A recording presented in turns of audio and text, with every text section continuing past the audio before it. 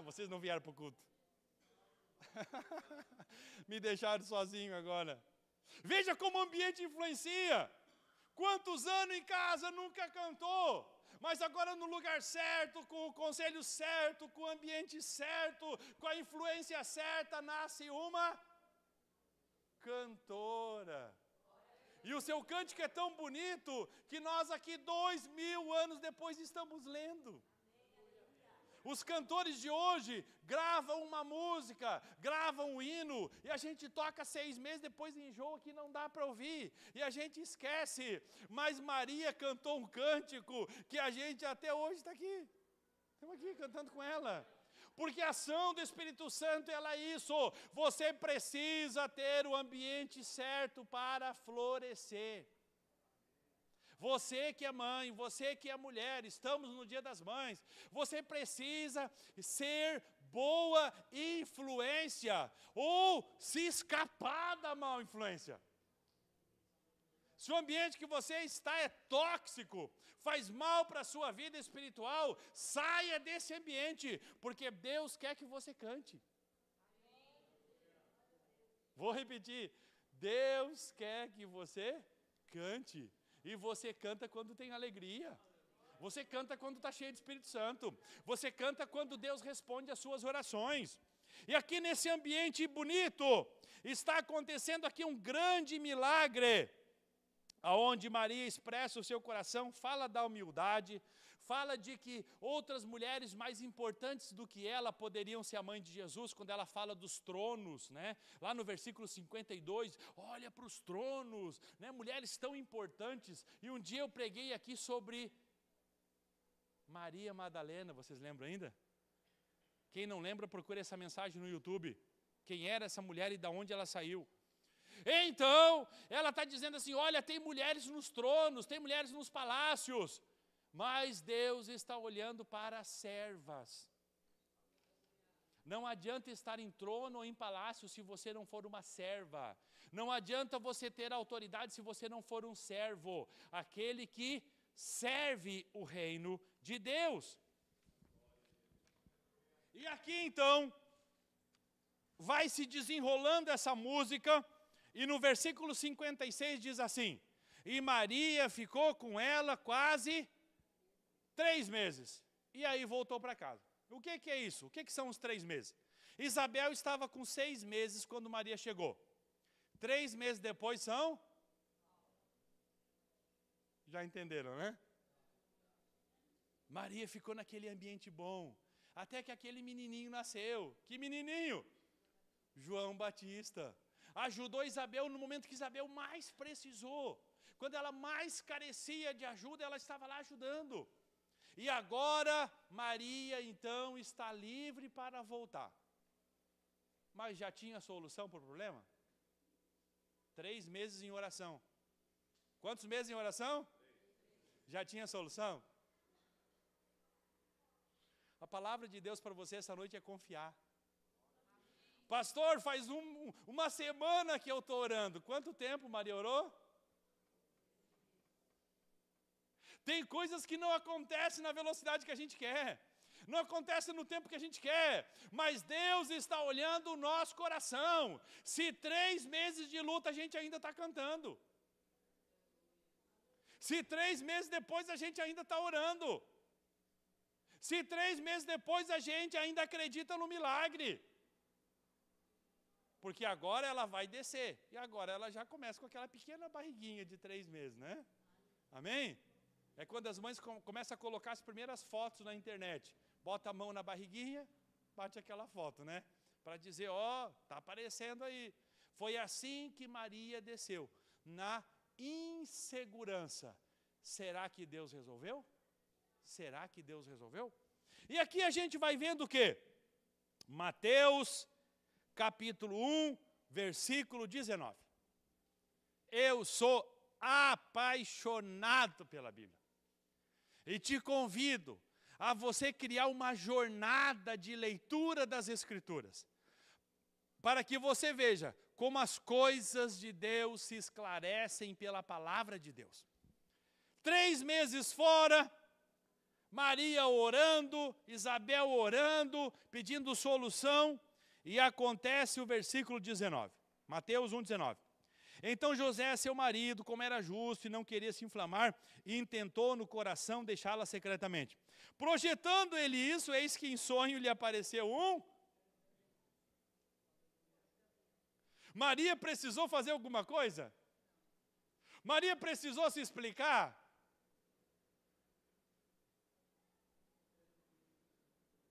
Amém? Estenda as suas mãos nessa noite, quero profetizar sobre a sua vida. As suas lutas, Deus vai resolver. As suas lutas, Deus vai resolver. Feche a sua mão e receba essa palavra no nome de Jesus. A sua parte é ficar em oração. A sua parte é acreditar. A sua parte é cantar. Porque as suas lutas, o céu vai se abrir. O anjo vai descer. E o anjo vai dizer lá para outra parte o que é para fazer. Maria desce a montanha, joelhinho batendo no outro. E agora? Vou ter que ficar de frente para o José. O que vai dizer? O que ele vai dizer quando me vê de barriguinha? Ele vai me despedir. Ele vai se afastar de mim. E o pior, ele pode me denunciar, eu posso morrer. E aí quando Maria desce a montanha, chega em casa, quem está esperando? José. E sem Maria dizer uma palavra. Sem dizer uma palavra.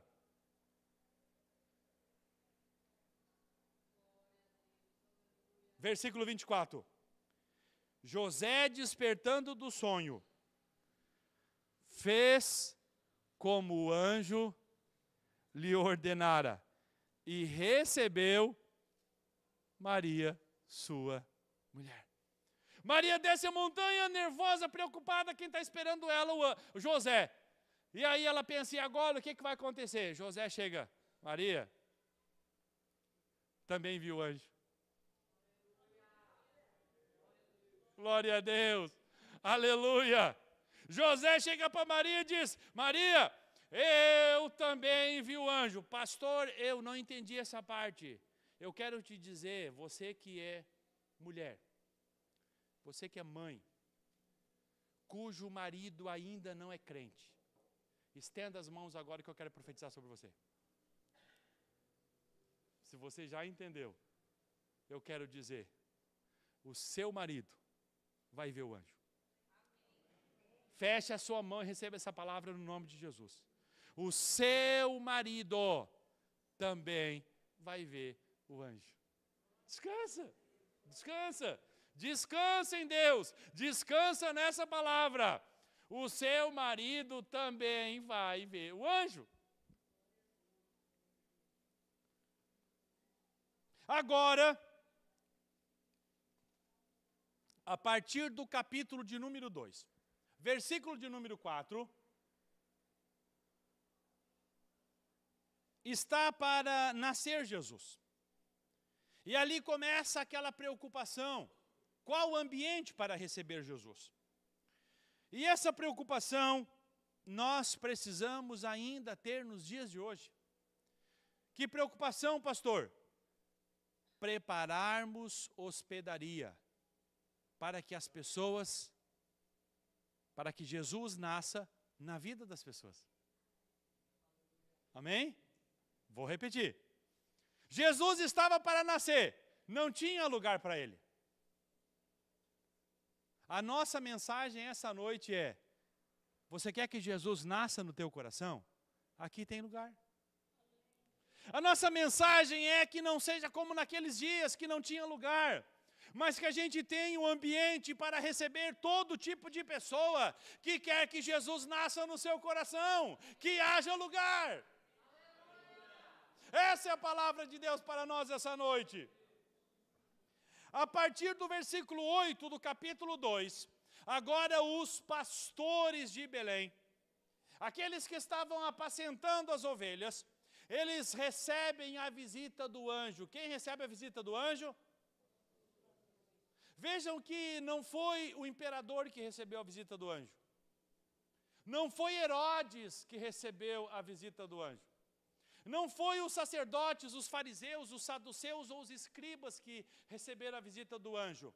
Foi os pastores, aqueles que em sua simplicidade estavam ali quando Jesus nasceu. Pastores são o quê? Trabalhadores, aqueles que estavam trabalhando cuidando das ovelhas. Nesse contexto, o que a Bíblia quer dizer para nós? As pessoas que deveriam estar esperando Jesus, não estavam. Pastor, eu não entendi essa parte direito. Herodes chega para os sacerdotes e pergunta, aonde vai nascer Jesus? Ah, a Bíblia diz que ele vai nascer em Belém. Mas vocês estão lá? Quem é que estava lá em Belém? As pessoas simples. Os pastores. Porque muitas vezes, aqueles que têm o conhecimento da palavra de Deus, não conseguem receber Jesus no seu coração. Eu conheço muitas pessoas que são muito sábias, que conhecem todos os livros da filosofia, e conhecem toda a Bíblia de ponta a ponta, mas não conseguem estar em Belém para ver Jesus nascer. Amém? Dentro desse contexto, a partir do versículo 20, acontece a apresentação de Jesus. Jesus é circuncidado no 8º dia, qual dia? E é apresentado no dia 40. Amém? Por que eu tenho que dizer isso? Porque tem algumas mães que as crianças nascem e as mães esquecem que os filhos têm que ser apresentados. Amém? Glória a Deus. Então é necessário dias como esse, Dia das Mães, dias especiais, para que a gente leia a palavra de Deus e diz assim, e cumprindo os dias de Moisés, que são o quê? 40 dias. Jesus foi apresentado no templo e foi consagrado ao Senhor. Mas tem mães o quê? Que acham que não tem dia. Daqui a pouco a criança está com 3 anos de idade e não levou ainda o filho para ser apresentado. Amém? Todos entendendo a palavra do Senhor? Glória a Deus. Mas você é sábio, né? Você conhece a palavra. Você sabe que quando a criança faz 40 dias, tem que consagrar o Senhor. Tem que ser apresentado. Como foi Jesus. E como já estava desde a época da lei de Moisés. Então, a partir do versículo 20 acontece isso, estou rápido por causa do horário. E agora, a partir do versículo 41, Lucas 2:41, há um salto na história. Jesus vai do menininho de 40 dias, apresentado e consagrado no templo, a um menino de 12 anos. Lucas 2:41. Agora é apresentado Jesus, um menino de quantos anos eu disse? O que era essa cerimônia que aconteceu nesse texto? É quando a criança terminou de ler todo o Antigo Testamento, versículo por versículo. E agora os escribas vão fazer perguntas. Quero ver se essa criança conhece a Bíblia. E ali os escribas fazem algumas perguntas. E quando aquela criança responde corretamente essas perguntas, essa criança recebe uma formatura e se torna um adulto. Com que idade? 12 anos se torna um adulto. Hoje a gente conversa com crianças de 12 anos, não sabe nem arrumar a cama. Amém? Glória a Deus. Pergunta para uma criança de 12 anos, me cita 3 profetas da Bíblia.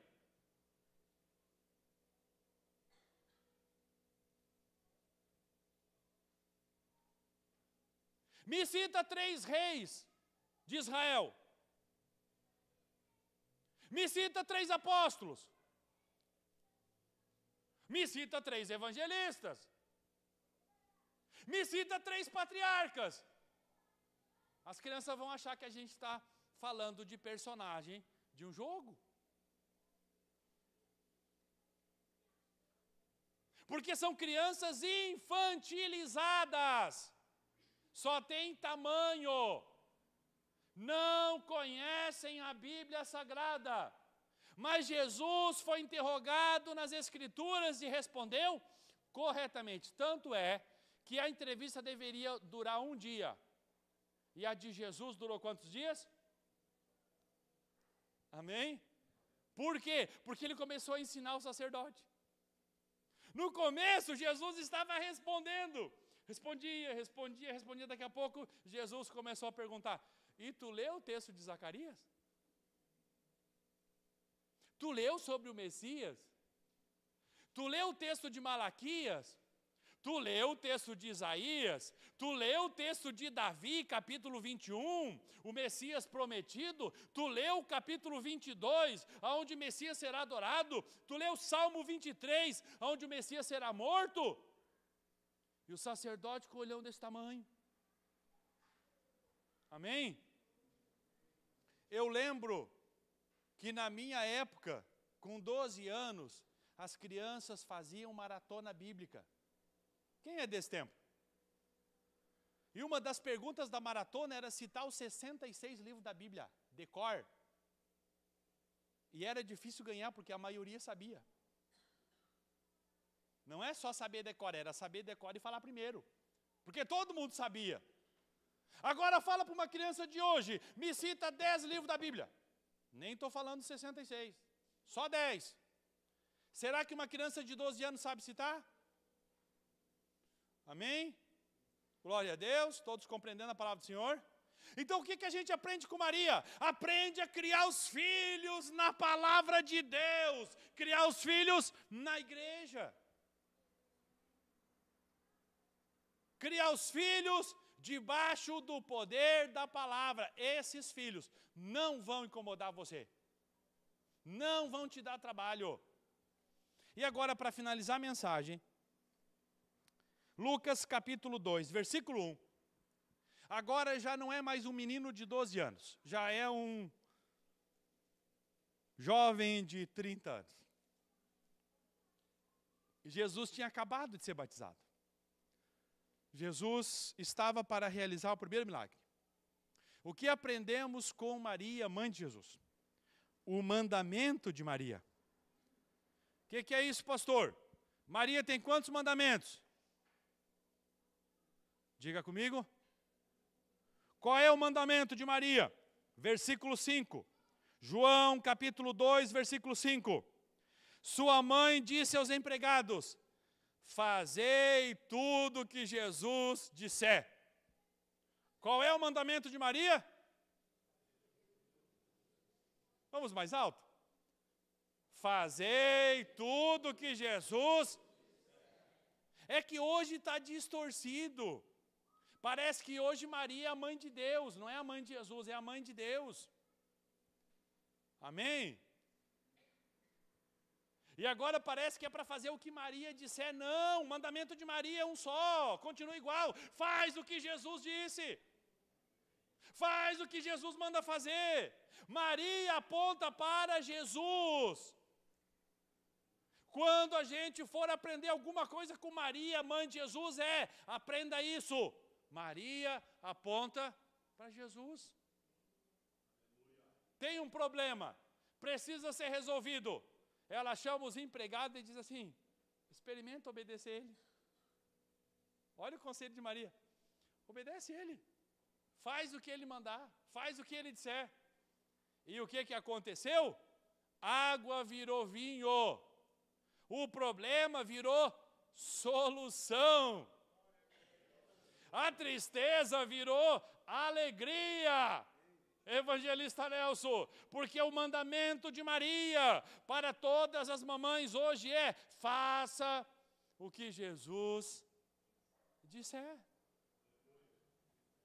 Para encerrar a mensagem, João capítulo 19, versículo 25. Agora Jesus está na cruz. E a tradição daquela época era que o filho mais velho cuidasse da mãe na velhice. E Jesus não poderia fazer isso, porque Jesus iria morrer, ressuscitar e subir ao céu. E ele jamais deixaria a sua mãe desamparada. Maria não ficaria desamparada. Jesus então chama João e diz assim: e junto à cruz de Jesus, João 19, 25. E junto à cruz de Jesus estava sua mãe, a irmã da sua mãe, e Maria, mulher de Clopas, e Maria Madalena. Nessa circunstância em que estavam as Marias, estava também João, o apóstolo. E Jesus vira para Maria e diz assim para Maria e para João: João, eis aí tua mãe. E diz para Maria: Maria, eis aí o teu filho. A gente aprende que Jesus, ele se preocupou com a continuidade de como a sua mãe seria provida na velhice. E quem fez isso? João. Os apóstolos morreram todos cedo, morreram pela perseguição, morreram de muitas maneiras, mártires da perseguição. Mas João foi o único que morreu, como se diz, de velho. Ninguém morre de velho, mas é uma expressão para dizer que alguém chegou à velhice, chegou avançado de dias. João morreu com 92 anos, depois de ter enterrado Maria. Amém? Vocês estão comigo ainda? Não cansaram? Então João cumpriu todo o propósito de Jesus, que era assistir Maria em sua velhice. Nesse ambiente, está escrito no versículo 27, aonde Jesus dá a João a tarefa de ser o filho da velhice de Maria e cuidar dela. Nesse ambiente, agora, Atos 1 e 14, eu convido vocês a ficarem de pé. Atos 1 e 14. Jesus morre, Jesus ressuscita, Jesus sobe ao céu, e a gente consegue aprender mais alguma coisa com Maria? Está ali no telão, vamos ler juntos? Todos estes perseveraram unanimemente em oração e súplicas, com as... E...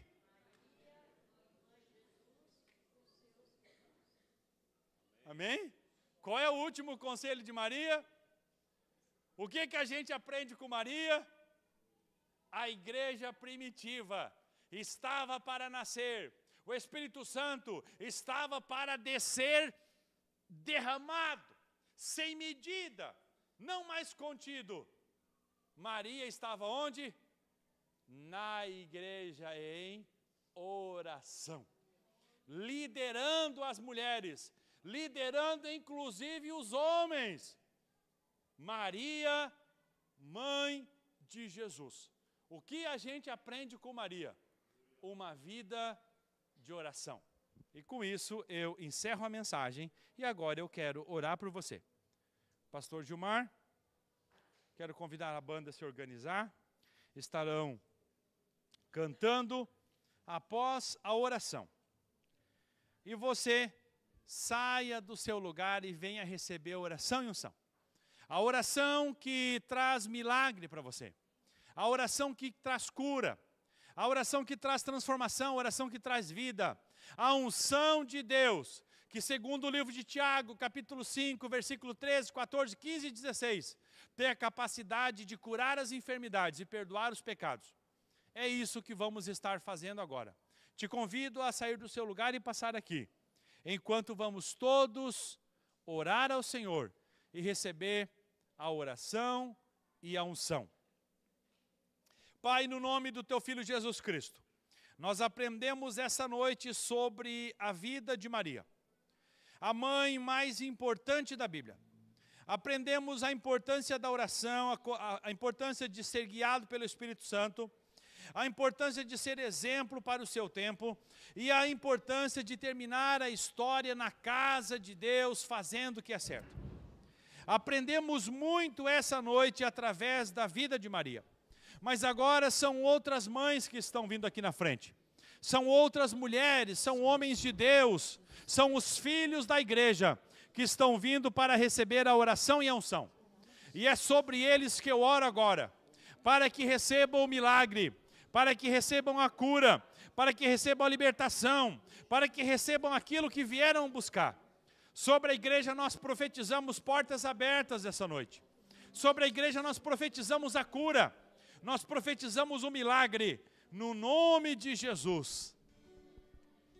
Minha alma engrandece ao Senhor, meu espírito se alegra em Deus, meu Salvador. Aleluia. Pois com poder tem feito grandes coisas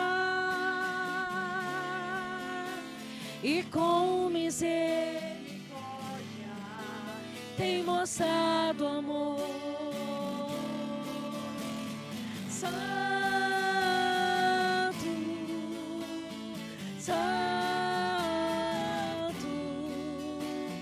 Santo é Senhor.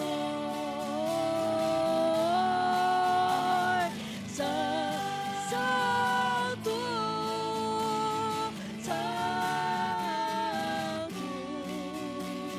Santo é Senhor. Tem enchido nossa lâmpada.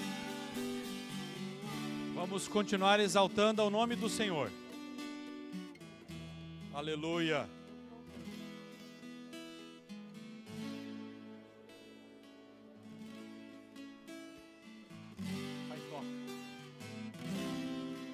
Eu vi que eles não voltaram e eles estão atrasados, né?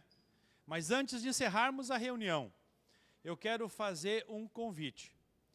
Se alguém chegou aqui e não está em comunhão com a igreja, alguém que chegou aqui e foi tocado por Deus a estar conosco aqui essa noite, mas que quer aproveitar essa oportunidade de se entregar para Jesus, quer voltar para os caminhos do Senhor, você está com uma grande oportunidade de voltar para a casa do Pai. Eu quero perguntar, onde está essa pessoa? E eu gostaria que levantasse a mão.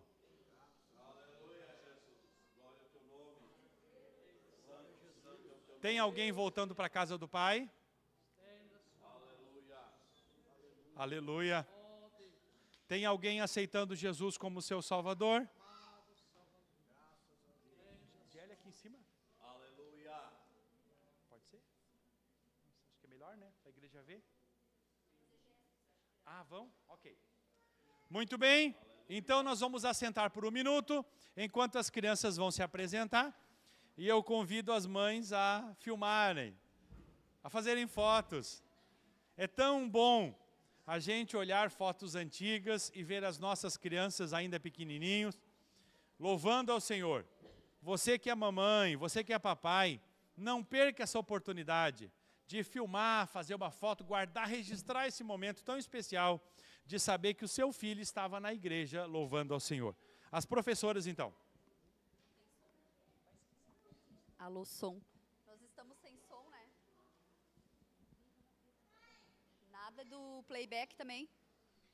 Nós tínhamos uma musiquinha, irmãos, para apresentar para vocês. Mas as profs sabem de cor, prof? Então vamos deixar rodando e nós vamos fazer os gestos. Não vai ser por isso que a gente não vai, né, fazer uma homenagem para as mães.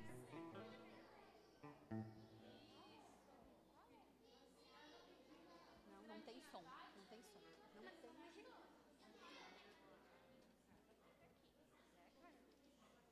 Os pequenininhos vêm na frente.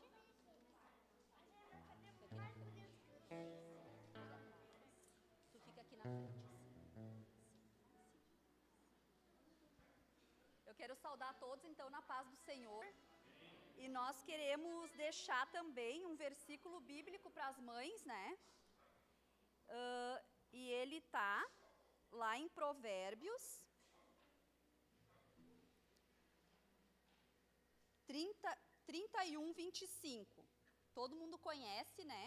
Mas eu vou ler um versículo que me chamou muito a atenção, que diz assim: a força e a dignidade são os seus vestidos, e ri-se do dia futuro. Nós queremos com isso parabenizar as mamães aqui, né? E a gente sabe que as mães, elas têm que ser fortes, elas são dignas, elas oram todos os dias pelos filhos, e por isso ela não tem medo do dia que vai vir, né? Ela larga o seu filho nas mãos de Deus e diz assim: Senhor, é teu. Amém?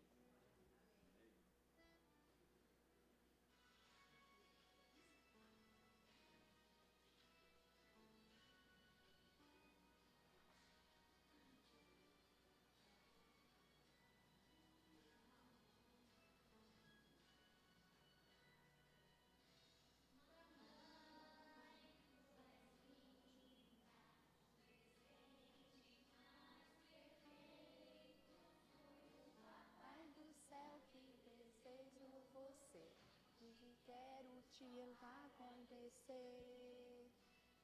Mãe, tu és linda, presente das defeito.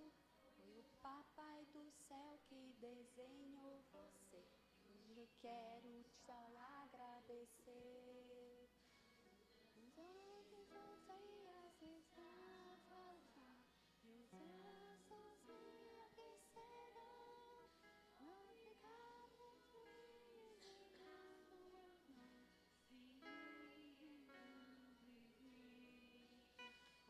obrigado, mamãe. Obrigado.